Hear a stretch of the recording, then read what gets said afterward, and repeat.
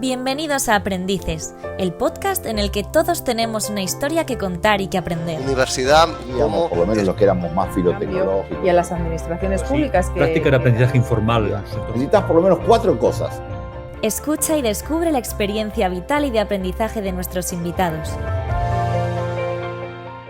Hola, bienvenidos a Aprendices, el podcast de Espacios de Educación Superior, un lugar para hablar y sobre todo para aprender de la experiencia universitaria, profesional y personal de todos nuestros invitados. Recuerden además que pueden visitar nuestra web y que los podcasts están también en nuestros canales de ebooks y de YouTube. Hoy tenemos con nosotros a Carmen Farnol. Carmen es licenciada en Biología por la Universidad Complutense de Madrid, doctora en Ciencias Biológicas por la Universidad Autónoma también en Madrid, catedrática de Fisiología Vegetal en la Facultad de Ciencias Ambientales y Bioquímica de la Universidad de Castilla-La Mancha y desde donde dirige y desarrolla ahora su investigación, aunque también es investigadora visitante en el Instituto SLAC de La Joya en Estados Unidos y en la Universidad de Wisconsin. Ha dirigido 30 proyectos europeos, nacionales, regionales y es autora de cerca de 100 publicaciones de revistas interesadas. Fue presidenta de la Sociedad Española de Biología de Plantas y obtuvo el premio Antama a la divulgación biotecnológica. También ha sido secretaria general del Consejo de Universidades en los Ministerios de Ciencia y Educación y presidenta de la Asociación de Mujeres Investigadoras y Tecnólogas. Como ven, un currículum volcado en el aprendizaje, en la docencia y en la investigación. Carmen, gracias por estar hoy con nosotros. Buenas tardes, muchas gracias a ti, Paco. Pues mira, Carmen, siempre empezamos con todos nuestros invitados por lo mismo, preguntando por qué decidieron cuando eran jóvenes estudiar lo que estudiaron, que en tu caso fue biología. Pues, ¿por qué decidí estudiar biología? Pues te voy a ser sincera, casi por casualidad. El día que fui a matricularme no lo tenía muy claro, no sabía si matricularme en física, biológicas, filosofía también lo consideré y en el último momento decidí que la biología era lo mío. Entonces, bueno, me han gustado siempre las ciencias, pero tomé esa decisión como podría haber tomado otra. Así como hay personas que desde pequeñita saben qué es lo que quieren hacer, yo nunca he sabido qué es lo que quería hacer en términos concretos y bueno, pues entré en la biología y me alegro muchísimo de haberlo hecho, pero sé que si hubiese decidido estudiar periodismo y ser, pues como vosotros, también habría sido muy feliz. Una cosa, durante aquellos años de carrera de la universidad, ¿qué parte de la biología le atrapó? ¿O fue una materia o fue algún profesor que le marcara un poco en la lección y que creara una especie de relación maestro-discípulo que luego le dirigiera a lo largo ya de su carrera profesional?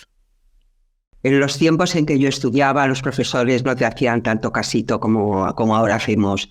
Y no recuerdo ningún profesor tan excepcional como para que marcase mi futuro.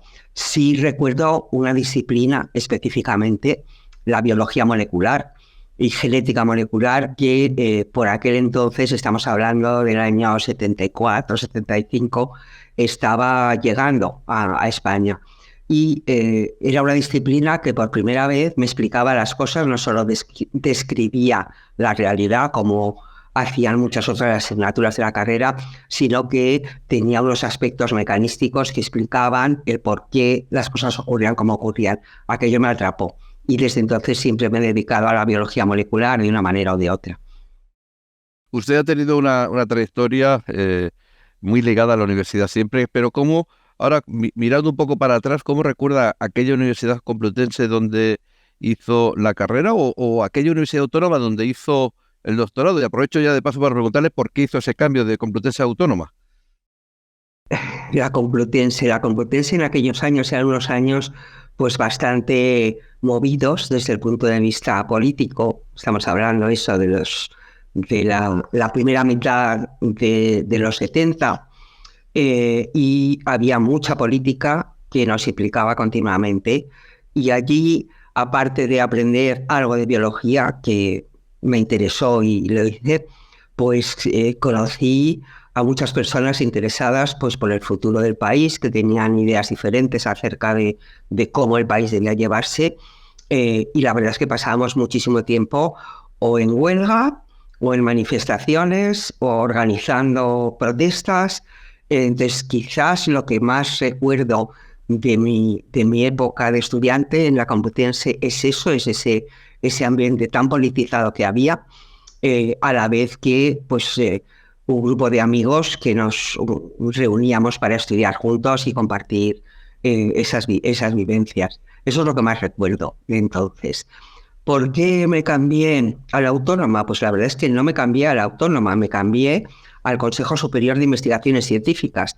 Yo hice la tesis en el Centro de Investigaciones Biológicas, porque lo que en esos momentos ofrecía la Universidad Complutense pues no era lo que yo quería. Yo quería hacer algo pues más molecular, en línea con lo que me había entusiasmado de lo que estudiaba. Y bueno, pues con otros cuantos amigos empezamos a buscar qué sitios en Madrid había, dónde se podía ir, y uno de los sitios a los que fui fue el Centro de Investigaciones Biológicas, que entonces estaba en la calle Velázquez, en ese edificio emblemático, que ahora es una sede de también alguna institución pública, pero no recuerdo cuál ahora. Y allí pues tuve una entrevista con el jefe del grupo, les dije que me interesaba trabajar en aquello que ellos estaban trabajando entonces, que era cómo la bacteria modelo Escherichia coli se dividía, porque a través de qué mecanismos moleculares hacía eso, y me ofrecieron hacer una tesina. Entonces era una tesina que es equivalente, pues si queréis, a lo que ahora son los másters, ¿no? Me aceptaron, estuve un año trabajando allí haciendo eso y me gustó. Y cuando terminé la tesina y conseguí mi grado de licenciada, pues me ofrecieron aplicar a becas, solicitar becas para poderme quedar a realizar el doctorado. Pedí una beca con muy pocas esperanzas y muy pocas ganas. Jamás pensé que fueran a dármela, pero me la dieron y aquí estoy. Bueno, estuvo allí luego un tiempo al terminar investigando, pero también con una beca Fulbright. Se va a Estados Unidos a investigar a la Universidad de California en San Diego. ¿Cómo es el paso de esa universidad española a aquellos laboratorios de la Universidad Norteamericana? ¿Fue un cambio muy diferente? ¿Había mucha diferencia de recursos? No había tanta diferencia de recursos. Yo estaba en un centro de investigación, en un grupo que tenía financiación y hacía buenas cosas. Lo que sí supuso para mí fue un cambio total en la forma de relacionarte con tus colegas. Era un mundo pues muy abierto, en que había mucha discusión, había muchas conferencias a las que todo el mundo iba. A mí siempre me ha sorprendido en la Universidad Española, incluso en los mejores centros de investigación también del CSIC o de las universidades en las que he estado, te viene un premio Nobel a dar una conferencia y si consigues reunir a 15 personas para que vayan a la charla, ya tienes suerte. Mientras que allí iban a las conferencias magníficas que había estudiantes de todos los niveles, íbamos todos los doctorandos, iba todo el profesorado. Entonces eso sí que me marcó.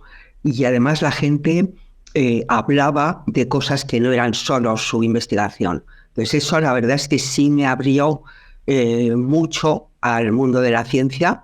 Y me enseñó que quizás una de las partes más interesantes, más bonitas, más reconfortantes de hacer ciencia es la cantidad increíble de colegas estupendos y estupendas con los que terminar encontrándote y discutiendo. Desde ese punto de vista, la experiencia en Estados Unidos fue estupenda. Estuve allí 2 años con una beca Fulbright. Y después estuve un tercer año contratada por el grupo de investigación con el que estaba. Y aparte de aprender muchísimo de cómo hacer ciencia en general, de la ciencia concreta que yo estaba haciendo, de la investigación que me interesaba, me vi expuesta también a un mundo, estamos hablando del año 1985, cuando me fui para allá, en el que por primera vez no sentí micromachismos. No es que me persiguiesen durante mi doctorado por ser mujer, ni mucho menos, no era así, pero la sociedad española y también en los ámbitos de investigación era muy diferente a lo que ahora es. Y yo llegué a un sitio donde el respeto era absoluto para las mujeres, para las minorías. Nadie me miró nunca mal porque fuese una española. Y la verdad es que fue un ejemplo de la universalidad de la ciencia y de los científicos que fue maravilloso.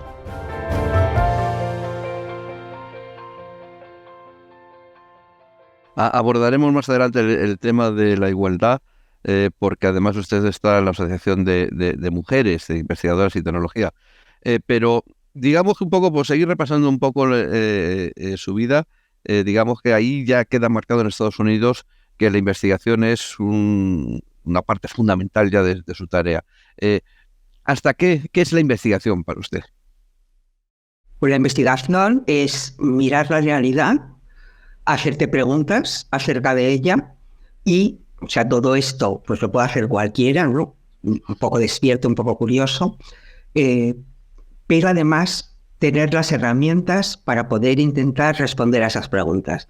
Entonces, en investigación utilizas los métodos científicos, su método científico y una serie de tecnologías y metodologías que cada vez están más sofisticadas para diseñar, idear experimentos que pueden interrogar a la realidad, al mundo físico, biológico en mi caso, e intentar encontrar respuestas a las preguntas que te has hecho. Entonces, lo primero es la pregunta, la curiosidad, y lo segundo es buscar la forma de intentar, bueno, pues acallar esa curiosidad encontrando respuestas que siempre son parciales, por supuesto, a la pregunta que te haces.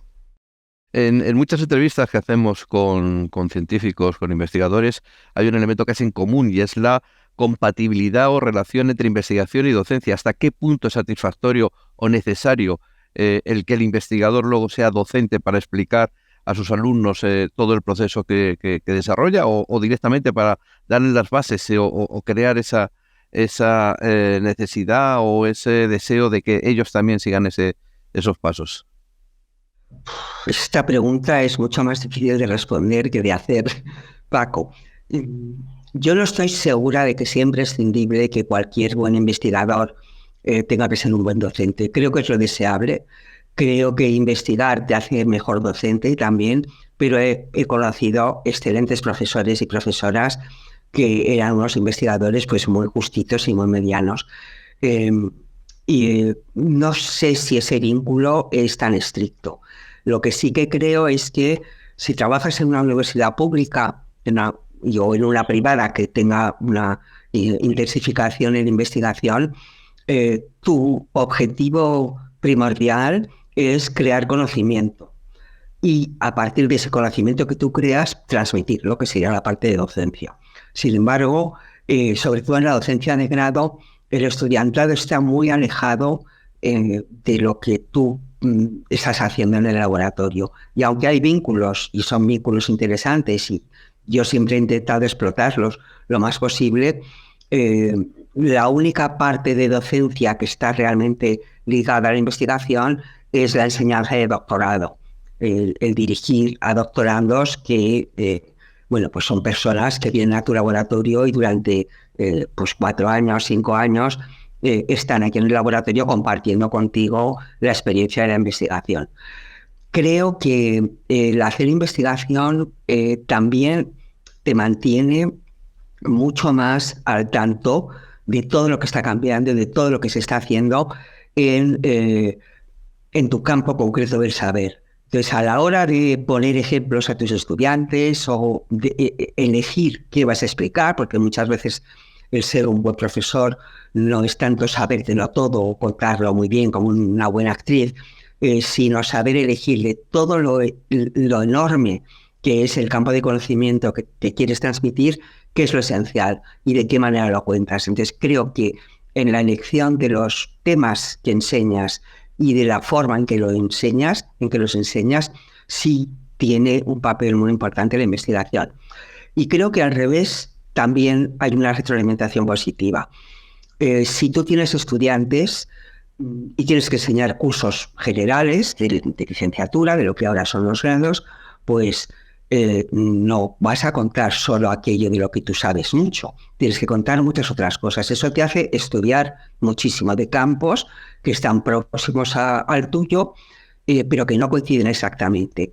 Eso es una fuente de ideas y una fuente de inspiración. Yo trabajo en plantas, pero para mí estudiar lo que hace Drosophila, lo que hacen las moscas o lo que hacen las bacterias ha sido siempre una fuente de inspiración continua y enorme. Y la otra cosa importante de la docencia, con una retroalimentación positiva en investigación, es que estás en contacto con gente muy joven y muy ingenua en el sentido de que no tienen ya la mente conformada porque las cosas se hacen como se deben hacer, sino que se hacen preguntas de una manera más libre y más creativa. Entonces, muchas veces los propios estudiantes te hacen preguntas que tú no te habías hecho acerca de tu disciplina, y eso es muy enriquecedor. Y luego estar con gente joven siempre es maravilloso, te mantiene joven. Siguiendo un poco el repaso con su vida, usted vuelve de Estados Unidos a España y se encuentra con un reto que es construir casi desde cero, diseñando y dotando los laboratorios de su universidad. ¿Hasta qué punto se encuentra satisfecha de lo que hizo y de cómo, pasados los años, funciona? Vamos a ver.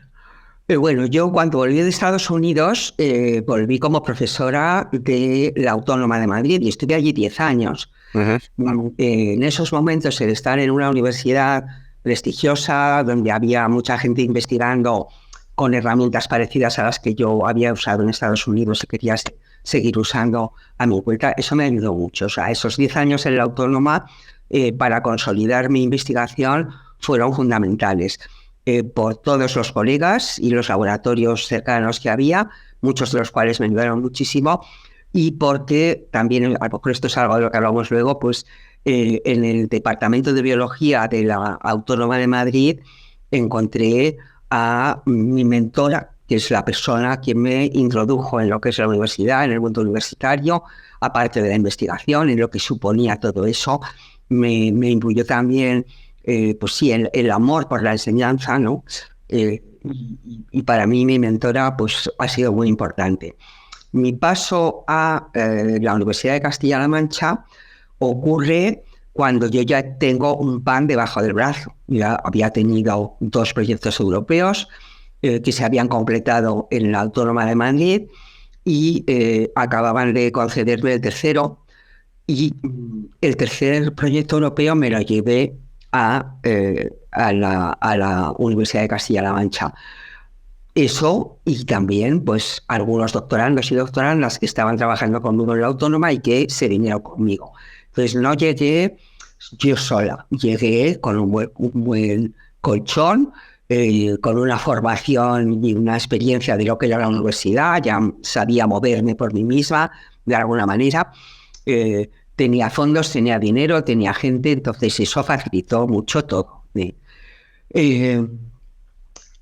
La ilusión con la que construimos todo aquello es muy difícil de explicar, pero cuando tú estás en un sitio que ya está consolidado, como era la Autónoma, en la Autónoma no podías inventar nada, o sea, ya había muchísima gente que mandaba mucho, que era la que decía cómo se tenían que hacer las cosas, y tú ahí pues tampoco pintabas tanto. Pero en la facultad, entonces era de Ciencias Ambientales, más de otra cosa, estaba todo por hacer. Y la posibilidad de crear de la nada esos laboratorios, los programas de las asignaturas que me encargaron y demás, pues sí, fue un trabajo enorme. Fueron horas y horas y horas y horas de trabajo, no solo mío, de otra mucha gente también, pero fue muy, muy gratificante. ¿Qué queda de eso? No sé qué queda de eso. No, creo que no queda mucho. Yo veo pues ahora la gente más joven que está entrando en la facultad, vienen también con ilusión, intentan también cambiar las cosas. Supongo que se mira, yo lo hice cuando cronológicamente me tocaba, lo pude hacer, estoy muy agradecida al destino, a la suerte y a las personas que me permitieron hacerlo. Pero bueno, en definitiva, sí es la vida, ¿no? La sucesión de gente que va entrando generación a generación intentando aportar. Usted es catedrática de Fisiología Vegetal. ¿Nos puede explicar en muy pocas palabras qué es la fisiología vegetal? La fisiología vegetal estudia cómo funcionan las plantas, cómo se construye, cómo a partir de una semilla puede aparecer una planta completa, que luego hace una flor, que a su vez hace semillas, etc. Intenta explicarnos cómo puede esa planta resistir pues, a unos insectos que se la quieren comer, a unos hongos que intentan infectar su raíz o a una helada fuera de temporada, etcétera, etcétera. Entonces, las herramientas que utiliza la fisiología vegetal para responder preguntas acerca de cómo funcionan las plantas y cómo se relacionan con su medio son herramientas muy variadas. La fisiología vegetal más clásica utilizaba sobre todo herramientas pues, físico-químicas, pero cada vez más la fisiología vegetal es biología molecular y genética. Entonces, la mayor parte de los fisiólogos vegetales que trabajan en las universidades españolas, en los centros de investigación, trabajan en biología molecular, preguntan por los genes, hacen cosas con los genes, estudian cómo se expresan, cómo influyen en los procesos biológicos, etcétera, etcétera. Bueno, es un área de conocimiento que parece que en tiempos de una necesidad de generar alimentos para toda la población mundial, o en tiempos de cambio climático o de la búsqueda de una agricultura sostenible, parece un área fundamental de conocimiento, ¿no? Lo es un área fundamental y los países que realmente tienen visión de futuro y saben que el ser capaces de producir alimentos para su población es tan importante como poder hacer chips o como tener armamento nuclear o no nuclear, esos países invierten suficiente en investigación agrícola, una de cuyas patas fundamentales es la fisiología vegetal o la biología molecular de plantas. Desde este punto de vista, uno de los retos que tenemos ahora mismo es comprender mejor los mecanismos por los cuales las plantas responden a estos desafíos ambientales, la alta temperatura, la falta de agua, heladas a destiempo, etcétera. Cómo responden a esto para, explotando esos mecanismos que las plantas tienen de modo natural, han adquirido a lo largo de la evolución, pues poder rediseñarlos y utilizarlos para la mejora y el aumento de la tolerancia de las plantas a estos estreses y su capacidad de producción. Es un campo fundamental, el diseño inteligente de nuevas variedades agrícolas que estén preparadas para el clima que iba a decir futuro, pero es que ya es presente, ¿no? Para la emergencia climática. Es absolutamente fundamental, es uno de los campos en el que se hace más investigación. En España hay muy buenos grupos trabajando en distintos aspectos de estos desafíos climáticos que tienen las plantas.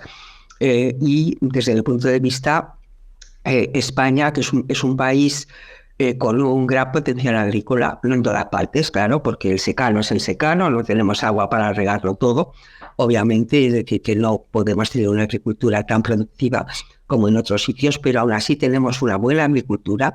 Hay muchas zonas de España que tienen buenos suelos y buen clima y agua suficiente, y deberíamos ser una potencia agrícola, de innovación agrícola mucho mayor de lo que somos.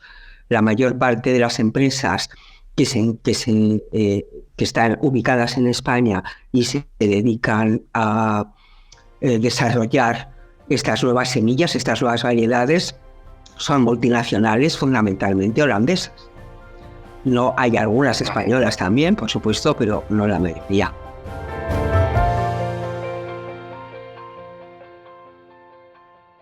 Hace unas semanas teníamos la oportunidad de entrevistar a Manuel Pimentel y hablábamos del libro suyo, La venganza del campo. En relación con eso, mi pregunta es, en el caso de la agricultura sostenible, ¿estamos de verdad generando un campo sostenible, pero sostenible para todos, para agricultores, para consumidores y para la propia naturaleza? A ver, agricultura y sostenible son términos que queremos poner juntos y luchamos para que vayan juntos, pero que es mucho más fácil decirlo, de unir estos términos verbalmente, que hacerlo en la práctica. ¿Por qué? Pues porque la agricultura, no cabe duda de que es una actividad productiva. Es decir, la agricultura no existe pues para que la gente viva contenta en el campo. La agricultura existe para producir alimentos para todos. Que esos alimentos tengan los precios que tengan y se produzcan en las cantidades que se producen depende en muy buena medida de la agricultura intensiva, de pues las grandes revoluciones como la Revolución Verde que se hicieron, supusieron no solo la mecanización del campo, sino también pues la utilización de agroquímicos, fertilizantes, por ejemplo, herbicidas, y eso es lo que nos ha permitido hasta ahora, junto con semillas mejoradas cada vez en mayor medida, nos ha permitido producir suficientes alimentos para la humanidad. Hay grandes capas de la población que hoy día pasan hambre, pero esto se debe más a un problema de redistribución de alimentos, son problemas sociopolíticos y geopolíticos más que de capacidad de producción de alimentos. Con el número de personas que actualmente estamos viviendo, las proyecciones a futuro son otra cosa. Necesitamos, sin duda, si queremos seguir manteniendo la capacidad de producción de alimentos que tenemos que seguir invirtiendo en mejores semillas que mejoradas genéticamente, de modo que sean más productivas y sean más productivas aunque haya olas de calor, aunque haya más sequía y pase lo que pase. En la medida en que seamos capaces de producir semillas mejoradas, semillas más productivas, utilizando todas las tecnologías a nuestro alcance, por supuesto, incluyendo, como no, la ingeniería genética, en esa medida podremos avanzar hacia una agricultura sostenible. La agricultura ecológica tiene un mercado y tiene una función, pero con la agricultura ecológica hoy por hoy no seríamos capaces de producir los alimentos que necesitamos, y desde luego esos alimentos no tendrían el precio, por tanto, la asequibilidad que tienen los alimentos que producimos ahora.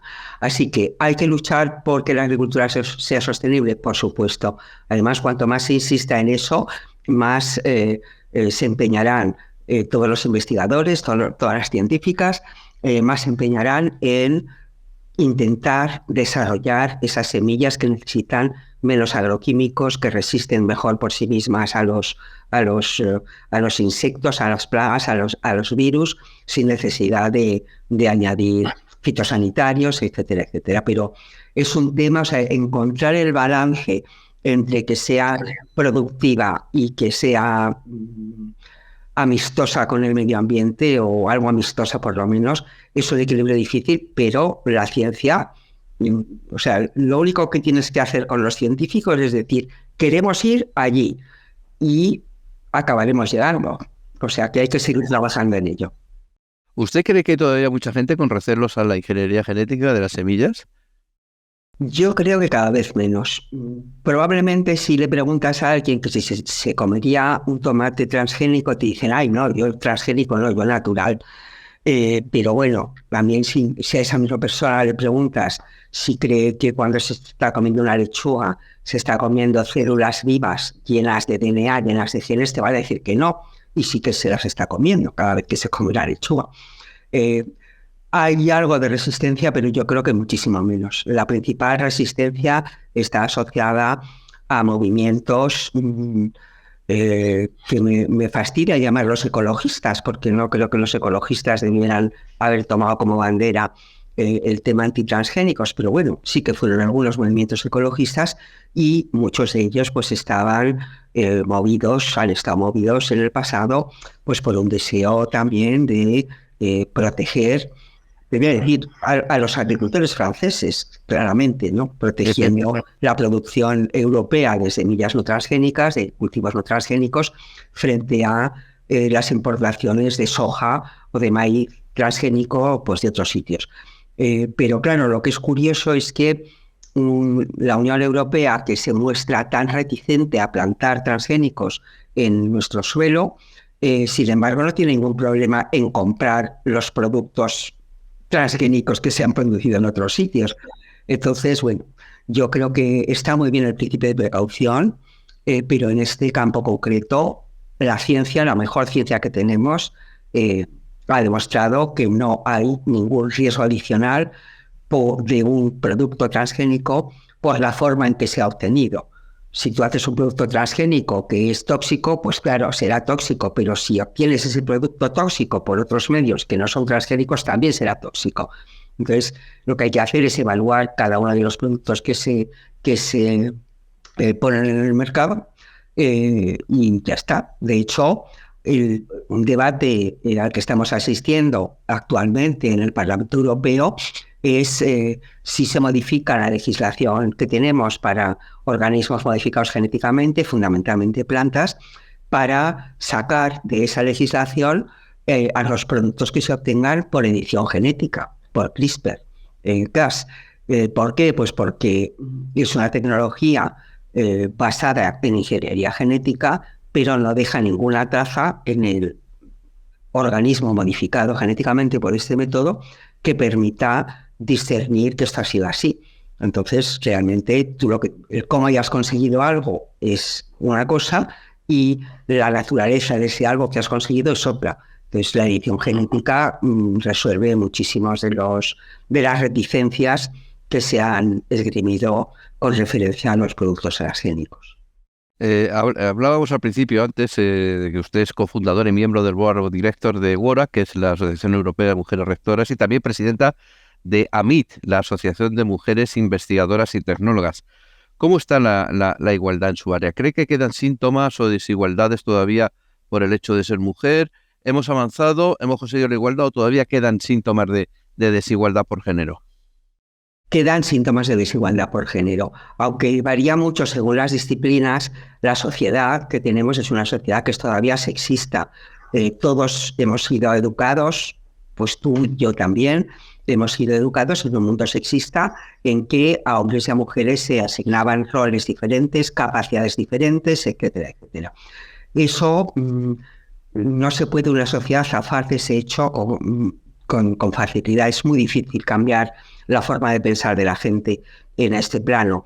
En el mundo de la investigación y en el mundo de la academia en general, tendemos a creer que, porque como todo se basa en los méritos que tengas, pues los méritos son los méritos y nadie va a mirar si eres hombre o mujer. Y eso es una forma muy simplista de ver las cosas. Es como la igualdad de oportunidades. Bueno, pues al final, para ingresar en medicina necesitas la nota que sea, esa nota es la que te van a pedir, seas del origen social que seas, pero no cabe duda de que si has tenido un ambiente intelectual en tu casa y te han llevado a buenos colegios, a buenos institutos y demás, pues no vas a tener las mismas oportunidades que si vives en un sitio donde no hay luz, como la Cañada Real en Madrid. De modo que la idea de que tenemos igualdad de oportunidades porque la ley lo dice es muy engañosa. Por lo menos tenemos las leyes. Creo que en España tenemos una de las legislaciones más avanzadas en términos de género, en términos de igualdad. Creo que los gobiernos que han conseguido sacar adelante esas leyes pues son de aplauso, yo les aplaudo. Y tener esa referencia es muy importante. Y en ciencia, además, la Unión Europea también ha tomado una posición comprometida y muy consciente. Pero, pese a que existen esas leyes y existen esas normas, sigue habiendo una desigualdad muy grande, sobre todo en lo alto de la carrera. Digamos que los puestos más bajos del comienzo de la actividad investigadora o docente en las universidades, pues entran bastantes mujeres en la mayoría de las disciplinas. Pero claro, cuando hablas de catedráticas, es que somos un 25%. Pero es que ahora somos un 25%, pero es que hace 3 años éramos un 24%. Y hace 6 años éramos un 22%. Entonces, la velocidad a la que ese gap, esa diferencia, esa brecha se va cerrando es demasiado lenta. Y es demasiado lenta pues porque hay resistencias socioculturales que todos sobrellevamos. Estamos llenos de estereotipos completamente heredados, estereotipos culturales acerca de lo que se espera de una mujer, qué es lo que debe ser una mujer, qué es lo que hará feliz a una mujer. Y casi todo el mundo piensa que a una mujer no le hará feliz ser ingeniera o ser matemática o ser rectora. no es eso lo que hace feliz a las mujeres en el imaginario colectivo. Y cambiar eso es algo que lleva mucho tiempo. Hay que hacerlo desde todos los niveles, cada uno al nivel que pueda. Un área particularmente importante en que incidir son las edades tempranas. Está demostrado con muchos estudios sociológicos y psicológicos que hasta los 6 años niñas y niños se sienten igual de capaces de ser médicos, enfermeras o enfermeros, no tienen esa identidad. Pero a partir de los 6 años se empieza a establecer una autopercepción completamente diferente entre niñas y niños, y eso tiene mucho que ver con lo que después nos pasa a lo largo de nuestras carreras.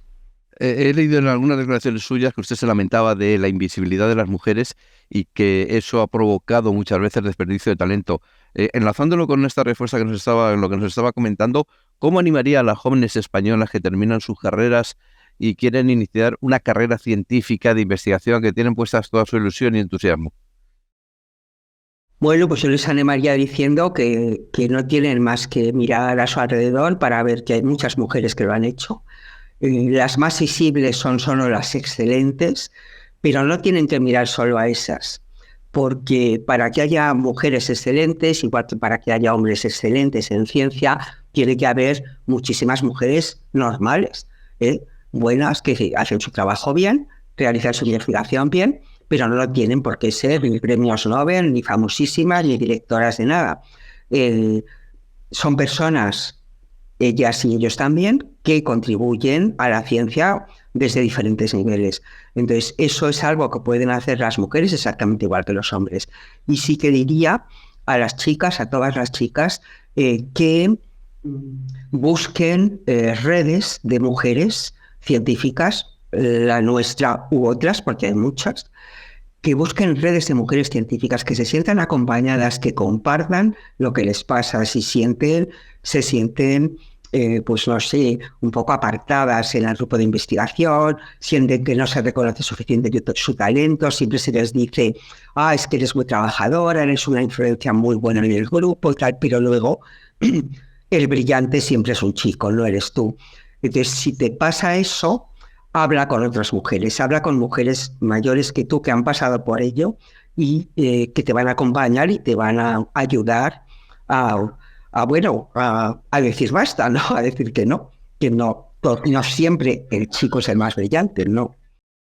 En esta lectura que hacía un poco de la situación de la mujer, una pregunta, ¿qué es el efecto Matilda?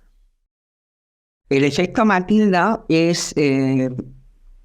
haciéndolo muy, muy, muy breve y muy sintético, sí. Es el efecto por el cual mujeres, sobre todo en el pasado, pero incluso a veces ocurre en el presente, que hicieron grandes contribuciones a la ciencia, pues vieron sus nombres olvidados y esos descubrimientos, esas contribuciones, pues atribuidas a sus compañeros varones, que podían ser, hace muchísimos años, podían ser sus maridos o sus hermanos o sus jefes de laboratorio. Yo creo que eso es algo que en el pasado ocurría, de hecho, no solo en el campo de la ciencia, en otros muchos campos también ha ocurrido,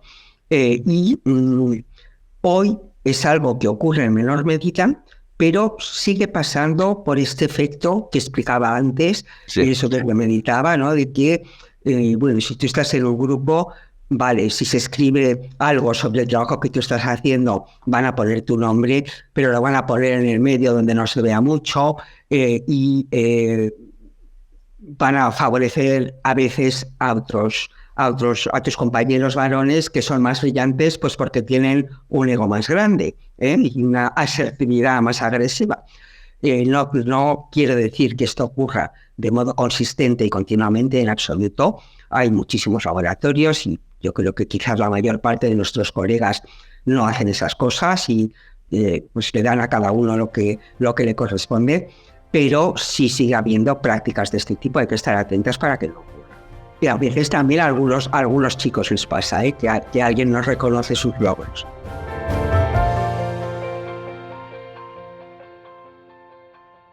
Carmen, vamos a terminar. Lo hacemos siempre con 4 preguntas comunes a todos nuestros invitados. Son 4 preguntas, pero de respuesta muy, muy corta. La primera es, ¿Qué te ha dado miedo aprender y nunca has hecho? Matemáticas, más matemáticas. ¿Cuándo se para de aprender? Nunca. ¿Qué te gustaría no haber aprendido? Me gustaría no haber aprendido las rencillas estúpidas que proliferan en muchos departamentos universitarios. ¿Y con quién has aprendido las cosas más importantes de tu vida? Con mis doctorandos. Pues Carmen, de verdad, muchísimas gracias. Ha sido una charla maravillosa. Yo estoy convencido de que todos los que nos escuchan han aprendido muchísimo de tu experiencia y muchas gracias por estar con nosotros. Gracias a vosotros por ofrecerme hablar conmigo. Ha sido un placer para mí también. Universidad Digamos, por lo menos los que éramos más filotecnológicos. Y a las administraciones públicas que... Práctica de aprendizaje informal. Necesitas por lo menos 4 cosas. Escucha y descubre la experiencia vital y de aprendizaje de nuestros invitados.